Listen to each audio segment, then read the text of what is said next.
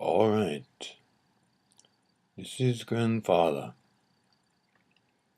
Now I know that many of you are experiencing troubling times. If not something happening that involves you, then it might be something that is disturbing others. Either a conflict in their lives or something else. Over the next few years, you will be tested. I'm not talking about the general public. I'm not talking about you personally. But I'm talking about what you have learned here. On these videos, yes. On the blogs, especially benevolentmagic.blogspot.com, a mysticalmansworld.blogspot.com, explorerrace.blogspot.com. As I said before, go and read the blogs from the beginning and do the homework that appeals to you. But if you start doing some steps of homework, make it a point to try to do all of it. It may not always be obvious, so do what you can. How you'll be tested is as follows. Generally speaking, something will come up. You'll hear about it. Perhaps it'll be in the news. Perhaps a friend will talk about it. Perhaps it's just something you hear on the grapevine, so to speak, passed on from one to another or over here. And you'll want to do something about it. The reason these blogs, this YouTube, vlog as they call it, and all the books exist is for one purpose only. I know it seems to be an education. Sometimes predictions are fun, but most of the time it is entirely to empower you. Never forget that. And with empowering comes responsibility. And with responsibility comes a need to be able to be responsive. And that's what all the material is about. You don't have to learn everything. I don't expect you to. Try to become well-versed and able in at least one thing. I've spoken of this before. But the testing time is upon you. And the testing will not involve a threat to you or anyone else. It will rather involve an opportunity. In the beginning, it will seem like fun. This is something you know how to do. You know benevolent magic. You know true magic. You know these things. You've tried them and they work. And when you do it right, they do. Most of the time, as I've said before, you'll never know that it worked out. But many times you'll get a good feeling, a good energy, and you'll know it is going to work out. And you'll find out over time that it has. Maybe it was you who brought that about, working with spirit, of course. But remember, all souls are involved too. If it is benevolent for everyone, then all souls say, sure, we can do that. And the personalities and the form of those souls, albeit unconscious in many cases subconscious of feeling, in other cases conscious. Oh, I did that a little different. I wonder why. Well, no matter. Like that. It all adds up to bring about whatever it was you were requesting, to make more benevolent, someone's experience, maybe many people's or beings' experiences, maybe the experiences of all beings. All of those possibilities and more. As I've said before numerous times, it will never work to harm anyone. If you say something like that once as an accident, it won't harm that person or those beings.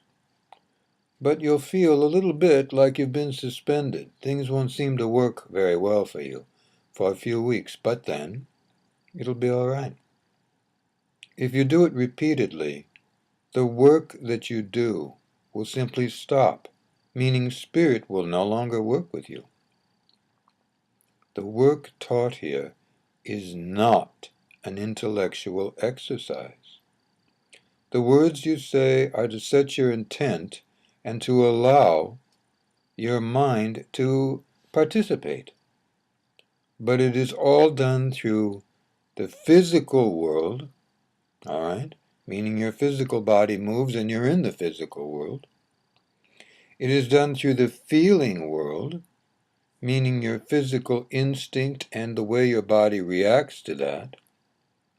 And the spirit world, meaning the non-physical beings who are here all around and about you. Gold light beings, angels, guides, all of those beings, and certainly Creator. The world you are living in now, what you see, what you experience, is not as stable as it once was. You are moving as an entire world, a planet, everything on it, your thoughts, your dreams, your desires, everything. You are moving right now through a dimensional gate, you might say. And when you're moving through that, things don't always work the way they always did.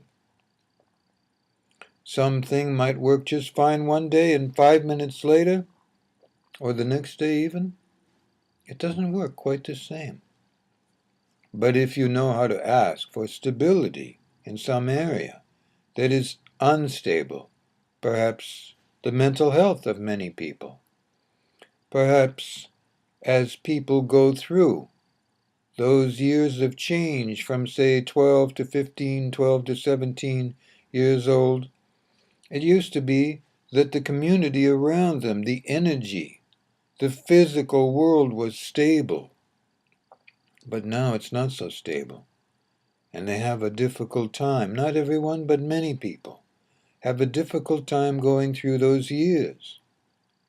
So you could, perhaps, participate. You could think, what can I do to make it better for my friends, for my family, for my world, for everyone?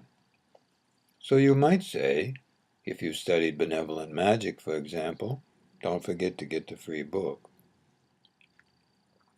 Another one's coming out soon with more that will help you. But that'll happen in its own time.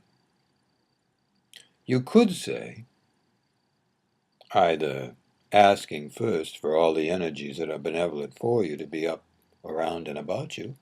I'm not going to say it again. I've said it many times. Go back and listen. Or you could say this. I am asking that the mental health of all peoples on the planet now